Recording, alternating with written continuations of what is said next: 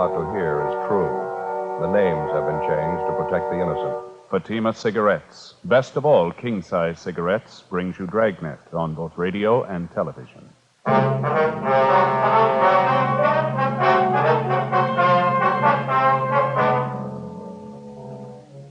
You're a detective sergeant. You're assigned to Wilshire Division, Vice Detail. An informant sends you word about an extortion racket going on in your area. The victim, a bookmaker. The suspect, a police officer. Your job, check it out. Compare Fatima with any other king-size cigarette. Yes, compare Fatima with any other king-size cigarette. 1. Fatima's length filters the smoke 85 millimeters for your protection. 2. Fatima's length cools the smoke for your protection. 3. Fatima's length gives you those extra puffs, 21% longer than standard cigarette size. Fatima gives you more for your money. And in king-size Fatima, you get an extra mild and soothing smoke, plus the added protection of Fatima quality. Buy Fatima in the bright, sunny yellow pack. Best of all, king-size cigarettes.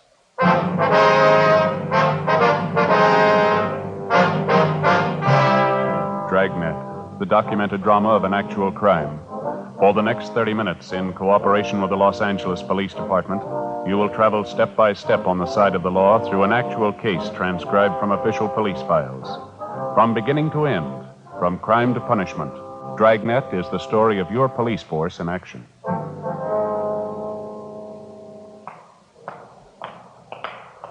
It was Tuesday, October 18th. It was hot in Los Angeles. We were working the day watch out of Wilshire Division, Vice Detail. My partner's Frank Smith. The boss is Captain Hayes. My name's Friday. We were on the way downtown from the office, and it was 9:35 a.m. when we got to the felony section of the main jail, the interview room. Sit down, Mr. Lawrence. Thanks. Got your message when we checked in this morning. What's it about? Well, I finally made up my mind. I've had enough of this. Say, either one of you got a cigarette? I left mine back in the cell. Yeah, sure. Here you are, Lawrence. Oh, thanks. You bet. There's a match for you. Now, what's the story? What's on your mind? Well, I've been thinking about it most of the night. I didn't get very much sleep. So you remember yesterday? I mean, when you arrested me? Yeah. Well, it's just like I told you then. I'm not trying to kid anybody. I admit it. I've been taking a few bets. It wasn't any big operation, though. You know that. They're just laying off a few bets for my friends, people in the neighborhood. We know all that, Lawrence. We went through that yesterday, didn't we? Yeah, I know. I just wanted to make sure we got it straight. We aren't any big operators. We just ran the bookmaking as a, sideline. Mm-hmm. Business hasn't been too good lately. Had to make it up somehow. Sorry, Lawrence. We can't feel bad about it. You were tagged for making book before. You should have learned your lesson. Oh, I know. And I'm not singing the blues. I'm not trying to alibi. I didn't call you down here for that. Well, then, what's this all about? Well, like I told you, I've been thinking about it a lot. I didn't sleep hard at all last night. I finally made up my mind, though. I'm going to get it off my chest if it kills me. All right, what's that? I'm no stoolie. I don't want to get anybody in trouble, but there's one thing I believe in, and that's playing it square, no matter what you do. Just like now, Sergeant, I ain't beating about the arrest. You know that. Well, what are you getting at? What do you want to tell us? Oh, all right. Here it is. You know what the record is. I stood a pinch for bookmaking a year and a half ago. I got the thing all squared away, and it came back to my business. I learned my lesson. I didn't want any more trouble, so I laid off the books. All right, fill us in. What about this policeman? I'm getting to it. Just a minute. Hey, I'm sorry. You got another cigarette, please. I'm a little jumpy this morning. Yeah, Lawrence, sure you are. Thanks. Oh, thanks a lot. Well, like I was saying, when I cleared up the last beef, I forgot all about the horses. I was off them for good. The wife made me promise. I wouldn't have anything more to do with them. We'd just run the business, live on what they made, and we'd get along fine. All right, go ahead. Everything was going fine, too. Business wasn't too good, but we made out. Then the trouble started. Yeah. My oldest boy, that's Harry Jr. Mm-hmm. He had an accident on the job, and he broke his hip. I had to help his family out while he was in the hospital. Like I say, the business wasn't making too much money, but we made out, though. Yeah. Then, Go ahead. Yeah, well, then just as soon as Harry got well, the wife came down. Gallbladder. She had to have an operation. Really cost money, Yeah. Well, wife was resting at home. She didn't come down to the store. I started with the books again, just taking a few bets on the side, just a few. Mm-hmm. I didn't really want to do it. Just one of those things, I didn't have anybody to go to. The bills had to be paid. Where does this policeman fit into it, this Ray Williams? Well, I'm just coming to it. No. Well, he came in the store. He said he wanted to make a bet. I didn't know him from Adam, so I played careful, I told him I wasn't making books. And then he said he was a good friend of Myra's. Myra, that's a gal who runs at Eda Palo on Crenshaw. She used to make books, but she isn't now. Yeah, we know the spot. Well, when he said that he knew Myra, I figured it was all right, so I took the bet. That's when it started. As soon as he makes the bet, he comes out and says he's a cop working for Vice. I thought he was just kidding, and he flashes this identification. What kind of identification? Bag? What kind of a bag? Well, I don't know. Just a bag. Looked all right. All right, have a look. This one here, was it like this one? I don't know. I didn't get too good a look at it. It might have been something like that. I don't know. You ask for any other identification? You volunteer to show you any? No, I didn't ask for any. I was scared. I just figured I was arrested again, that's all. He seemed to know all about the first pinch. I stood for making book. He told me that I'd been operating for about a month and a half. He said he had his eye on me. Mm-hmm. What did he do after he told you he was a policeman? Well, I started to explain to him how the thing shaped up, why I was making books again, how I had to pay up those doctor's bills. I tried to beg off. I told him that I'd quit right now. Then he turns around and tells me I don't have to. What do you mean? Well, that's just what he said. He didn't make sense to me either. And he went on, he told me I was operating in his destiny. He said it'd be okay if I went right along the way I was. He'd see to it that I didn't stand any pinches. Yes, sir. What else did he say? Well, he said he wasn't the only one who'd have to be taken care of. He said there was his partner. And a couple of guys over him, they'd have to be taken care of, too. He said the juice would cost me $100 a week.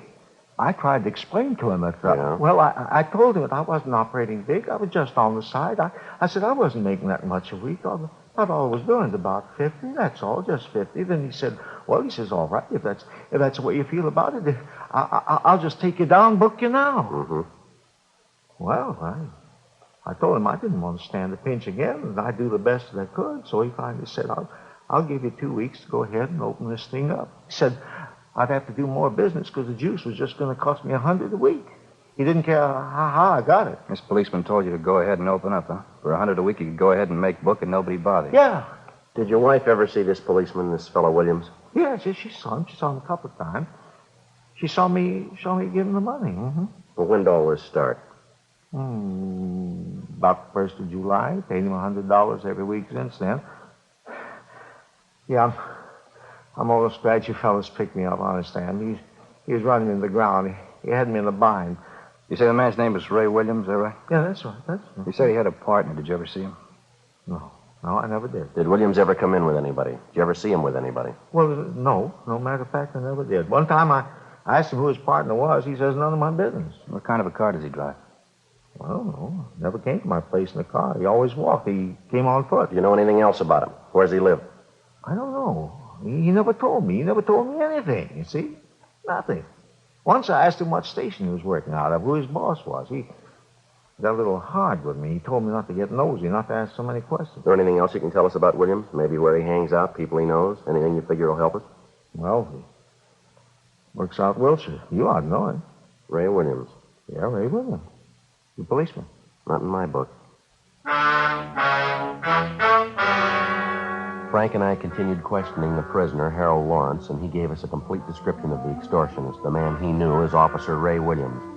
Frank got on the phone, notified the commander of Internal Affairs Division of the latest development, and he advised us to bring the prisoner to his office immediately. We signed Lawrence out of the main jail for investigation and took him to the City Hall, room 37. With the help of Sergeants Lloyd Reiner and Floyd Phillips, we started checking through the personnel files for the suspect. Neither Frank nor myself recognized the name or the description of Williams as given us by Lawrence. The first step was to show the prisoner photographs of every police officer in the department, regardless of rank or detail. He was unable to make an identification. We then showed him photographs of all police officers, retired or otherwise. He failed to identify any of them as Williams. We showed him photographs of all civilian employees of the department. Again, no identification. He was unable to find anyone who even closely resembled the extortionist. Not satisfied with this, the prisoner was shown photographs of all law enforcement agencies' personnel in the area. The same results. No identification. 4:18 p.m. While Reiner and Phillips continued checking on their end, we returned the prisoner to the main jail, and then Frank and I drove out to see his wife, Mrs. Mildred Lawrence. We located her at Lawrence's place of business, a small pet shop just off Wilshire Boulevard. What is it this time? Haven't we got enough trouble? What do you want now? We just got through talking to your husband, ma'am. A few things we'd like to clear up. Like to talk to you a few minutes if we could. You talked to Harry? How is he? He's all right, ma'am. We've been with him all day. We're still looking into the case. Why can't you let him alone? He admitted what he was doing. He wasn't lying. He told you everything. Yes, ma'am. We appreciate that. And why don't you let him alone? Let me alone. Trouble. That's all we've had. Sickness and trouble. No end of it. Well, we realize that, Miss Lawrence. We don't like to bother you, but there's something we have to straighten out I here. haven't anything to tell you. I'm busy. Left alone here to run the store. No help. I'm sick. Shouldn't even be down here. Let us alone. Let me alone. Harry was wrong. He'll pay for it. We're not asking you for anything. We're asking you for something, ma'am. We'd like you to help us. Help you? Why? Policeman all alike. As far as I'm concerned, you're nothing but trouble. Reason for all our trouble. Well, that's what we'd like to talk to you about, ma'am. I haven't anything to say, I told you. I'm a sick woman. Got a lot of work to do. You mind stepping aside there? Got this whole bin of dog food to package up. Can't just stand around and talk. Poor little pups have to be fed. Haven't even cleaned their litter yet. We appreciate how you feel, Miss Lawrence. We won't take up too much of your time. Can't you give us just a few minutes, Now, please? you listen to me. I've tried to be nice to you. I've got no reason to either. I could tell you a lot of things about policemen, things you wouldn't want to listen to. You think you're so smart. Maybe Harry was doing wrong, but he's not the only one. I could tell you plenty if I wanted. Well, that's what we're here for, ma'am. We told you we were with your husband all day. Then why don't you let me alone? Talked to one cop already today. I told him to stay away, and you do the same. I told him just what I thought of him. Low-down thief. Who was this policeman you talked to today? You know who he is. He was the same place with you. You big, honest policeman. You never do anything wrong. That Ray Williams ought to be in jail just like Harry is. Ray Williams. Is that the man who was here today? That's what I said, wasn't it? Now, will you get out of here? Now, look, Miss Lawrence, just a minute, please. We talked to your husband, and he told us all about this man, Williams. And why don't you do something about it? Go get him and put him in jail, just like you did Harry. That's what we're trying to do, if you'll just help us. Williams isn't a policeman. What do you mean? Yes, ma'am. That's what we've been trying to tell you. We talked to your husband. He told us the whole story. How can you tell? How do you know he's not a policeman? He's not, ma'am. We're sure of that. Harry said he was. Showed Harry his badge. Well, that doesn't make him a policeman, ma'am. We had your husband look at pictures of every officer in this area. He convinced himself that Williams isn't a policeman. Well, if he isn't a policeman, who is he? That's what we want to find out. Will you help us? Mrs. Lawrence? You'll have to excuse me. I didn't mean to be nasty. Just that I've been sick. All this trouble, Harry in jail. Yes, ma'am, we understand that. Now, you say Williams was here today. About what time was that? It was before lunch, about 11:30, quarter to 12, I think. He came here to get money. That's what he always came for. Did he say he'd be back? No, I told him never to come back. Told him Harry was in jail. All the money we gave him, what good did it do? Said I'd go to the city hall if he ever came back. What'd he say to that? He said Harry had to expect an arrest now and then. I told him Harry wasn't going to get arrested anymore. He was through with all that junk. People like him, too. Uh-huh. And then he swore at me. Called me some real nasty names. Told me I'd better keep my mouth shut or I'd get worse than Harry did. Then he went out and slammed the door. Was he driving a car? Did you notice? No, I never saw him in one. Is there anything you know about Williams at all? I mean, anything that would help us locate him, maybe? No, I don't think so. All I know is he said he was a policeman. His name was Ray Williams. Couldn't Harry tell you anything? Maybe he knows. No, ma'am. He couldn't tell us much. Oh, excuse me, please. Yes, ma'am. Lawrence's pet shop. Yes? What's that? Well, what? Hello? He hung up. Ma'am? It was Ray Williams. Said he just drove by here. He saw us. What do you want? Said he saw me talking to you. He knows you're a policeman. Told me to keep my mouth shut. Said if I don't, he's coming back. Yeah? He said he'd kill me. Before we left, we called in and arranged for a 24-hour stakeout on Lawrence's pet shop and also on the Lawrence home. Until the suspect was apprehended, she would be given a 24-hour protection. The next day, we picked up Mrs. Lawrence and brought her downtown to the City Hall, room 23. We went through the same procedure with her as we had with her husband. Like her husband, she was unable to identify any of the photographs of police officers in the area. In addition to the personnel photographs, Mrs. Lawrence also went through a group of pictures which Sergeants Reiner and Phillips came up with.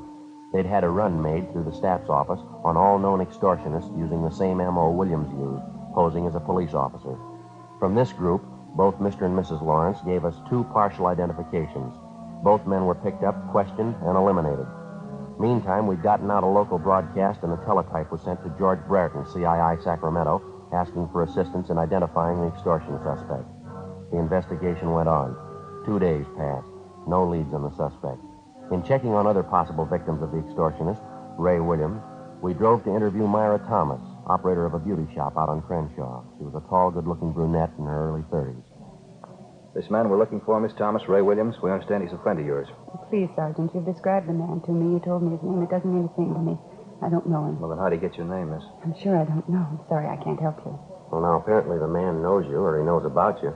I don't think I understand you. It makes you think this man Williams knows me. We've already told you, ma'am. Mr. Lawrence says that when Ray Williams first approached him, he used your name as a means of introduction. Now, it's not a coincidence. I think you'll admit that. Well, I just don't understand what it has to do with me. I know how you feel. I have an idea what you're thinking. I was in trouble once, that bookmaking thing. I learned my lesson, though. I'm through with that business. We're not here about that old arrest, ma'am. We don't want to bother you. Just thought you might be able to help us locate Williams. I'm sorry. I don't think I can. Possibly might have been using another name, ma'am. I still wouldn't know him. Description doesn't sound like anybody I ever knew. You know the Lawrences pretty well, do you? Yes, I wouldn't say pretty well, but I do know them. Have you seen them lately, either one of them? No, I haven't. You haven't talked with Mrs. Lawrence the last couple of days? No, why? We thought Mrs. Lawrence might have told you what kind of a man this Ray Williams is. What do you mean? What's so bad about posing as a policeman? Well, it's more than that, ma'am. He telephoned Mrs. Lawrence, threatened her if she talked to the police about him. What? Yes, ma'am. He said he'd kill her. Oh, no. Yes, ma'am, that's right. Couldn't be. He wouldn't do a thing like that. Do you know him that well?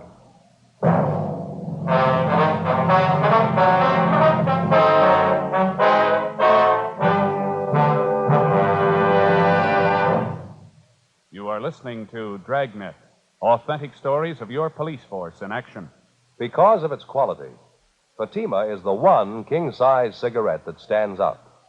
Here's the practical way to prove that yourself. Compare Fatima with any other king-size cigarette. 1. Fatima's length filters the smoke 85 millimeters for your protection. 2. Fatima's length cools the smoke for your protection. 3.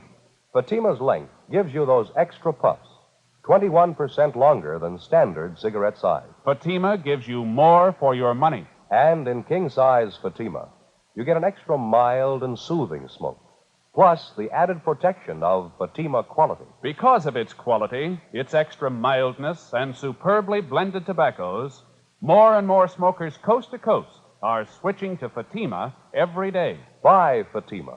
Your money back plus postage if you're not convinced Fatima is better than the king-size cigarette you're now smoking. Just return the pack and the unsmoked Fatimas by August 1st, 1952. Fatima, Box 37, New York 1. Add to your smoking enjoyment. Smoke king-size Fatima, extra mild and soothing, plus the added protection of Fatima quality.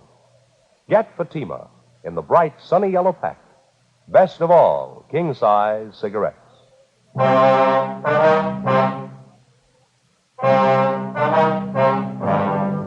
The idea of an extortionist posing as a policeman to obtain money certainly was nothing new. The idea is as old as crime itself. It's one of the most vicious types of extortion in the eyes of law enforcement agencies because so many such cases go unreported to proper authorities by the victims. Usually, the victim is a person of circumstances with something to hide. The extortionist discovers the person's secret by one means or another, and he begins the never-ending process of draining the victim of his last dollar, all under the guise of being a police officer. If the victim's intelligent enough, at the first approach by the extortionist, he takes the matter to the proper authorities. If he isn't, and he's lucky enough eventually to escape the extortion trap, he goes on for the rest of his life believing that a man who was hired to protect him was the source of all his trouble. And for the rest of his life, he hangs on to his idea, and he passes it on to others, a complete disrespect for law and law enforcement officers. Saturday, October 22nd, 2:15 p.m., Frank Smith and I continued questioning the beauty shop operator, Myra Thomas. The more we talked with her, the more we were convinced that she was acquainted with the suspect, Ray Williams.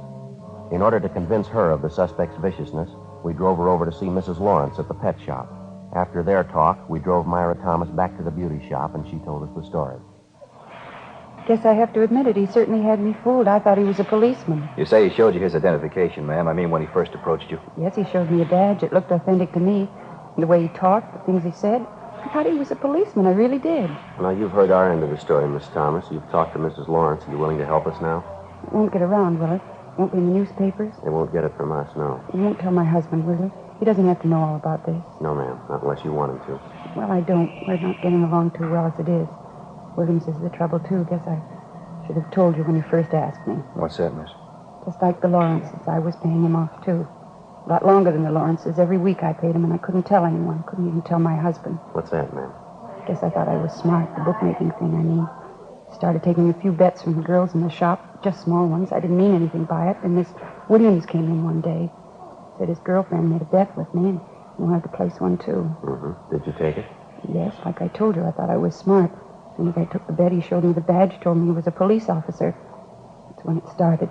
Same thing, just like the Lawrences. How about after you were arrested, Miss Thomas? What happened with Williams then? Oh, after I got it settled, Williams came back to the shop again. I told him then I was through with the horses. Wouldn't have anything to do with it again. After that, I didn't see him for a while. I sure was glad. You've seen him since? You know where we can locate him now? Oh, no, I don't. I have seen him since, though. You promised me my husband won't know about this. You give me your word. Miss Thomas, if you don't want your husband to know about this, it's your business. He'll never hear it from us. It's got to be that way, believe me. I love my husband. Ray Williams has caused us nothing but trouble. Can't tell you the worry he's caused me. I mean, besides all the money I paid him, too. You mean you're still paying him? Yes, that's right. Every week. You don't know how low that man is. I can't begin to tell you. I thought he was a policeman. Well, why are you still paying him off, ma'am? You mind telling us that? No, I guess I don't mind. I've gone this far. All right.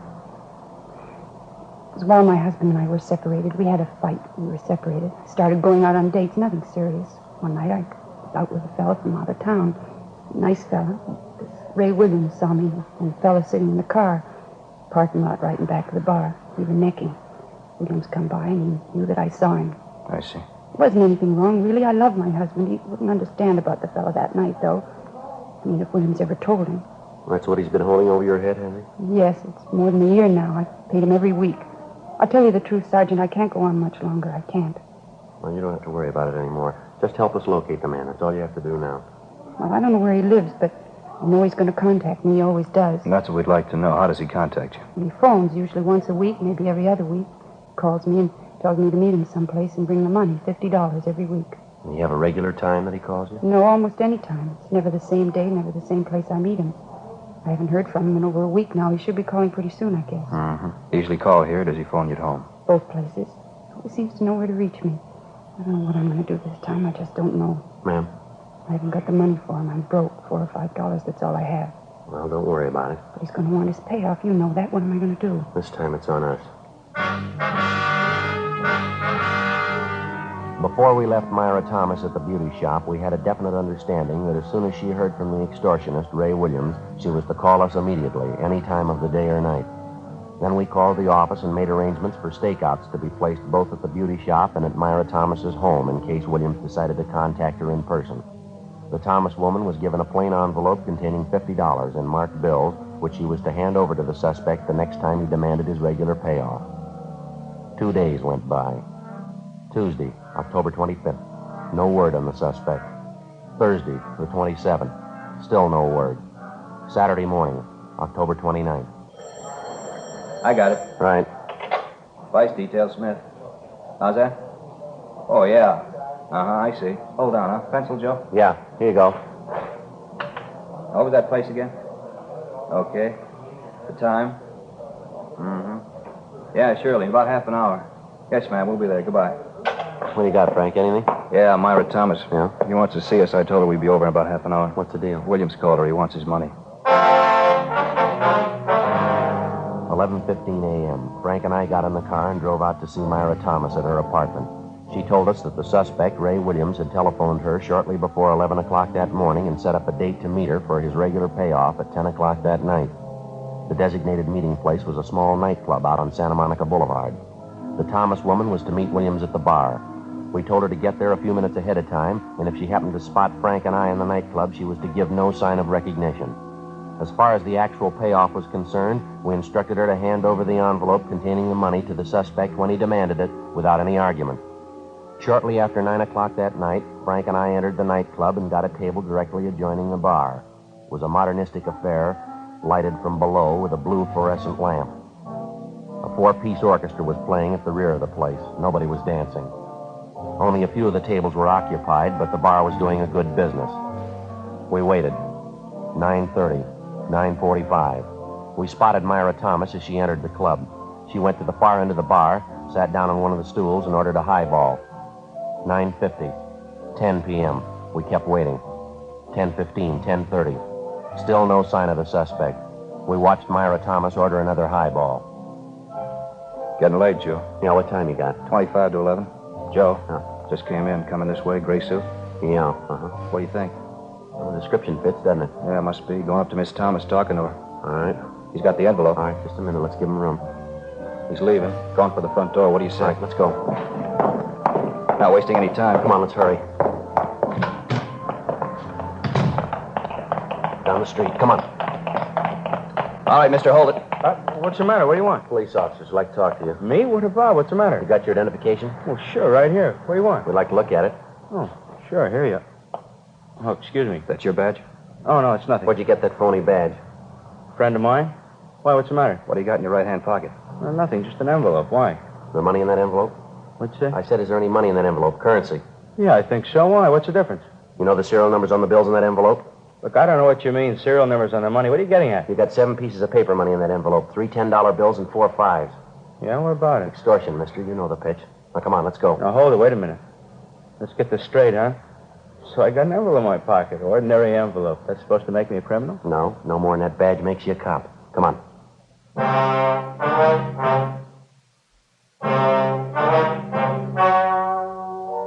The story you have just heard was true.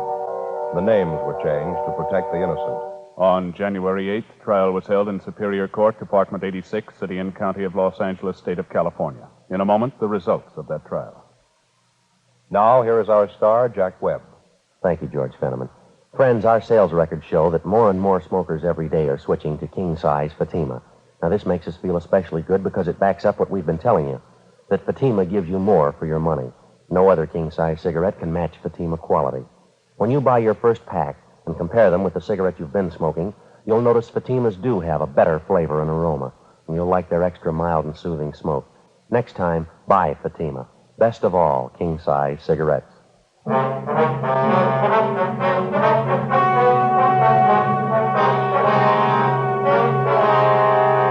Raymond Edward Williams was tried and convicted of extortion, 1 count, and impersonating an officer, 1 count. He received sentences as prescribed by law and is now serving his term in the state penitentiary.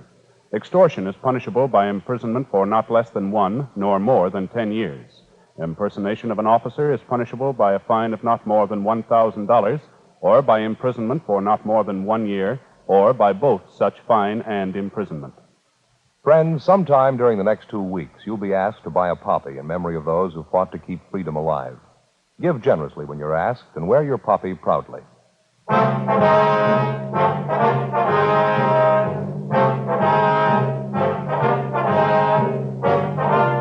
You have just heard Dragnet, the series of authentic cases from official files. Technical advice comes from the Office of Chief of Police W.H. Parker, Los Angeles Police Department. Technical advisors Captain Jack Donahoe, Sergeant Marty Wynn, Sergeant Vance Frazier. Heard tonight were Herb Ellis, Vic Rodman, June Whitley. Script by Jim Moser. Music by Walter Schumann. Hal Gibney speaking. King-size Fatima, made by the same people who make popular Chesterfield cigarettes, has brought you Dragnet, transcribed from Los Angeles.